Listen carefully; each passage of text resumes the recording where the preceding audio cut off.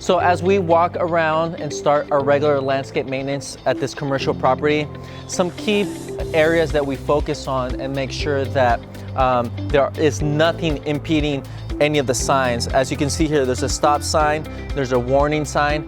It has to be clearly visible for all pedestrians and people driving through here, that they can clearly see the sign. And the fire hydrants with these yellow poles, they have to be visible, clear, because somebody can and may crash into it. You know, they may not be able to see it because there could be shrubs, plants covering them. So it's really important that we trim all the way around so they're clearly visible from the road. Overall, this property looks great. It is February. We've had quite a bit of rain, so everything's growing very healthy. The trees look nice.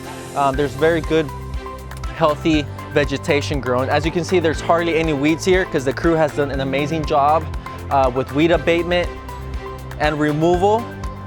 So they've been doing a great job. Yeah, we have a full team capable and ready to provide landscape maintenance services for commercial properties or residential homes. And they can reach us at 805-453-9551. You can also text us at that number or email us at info@sbevolutionlandscape.com, Monday through Friday from 8 a.m. to 5 p.m.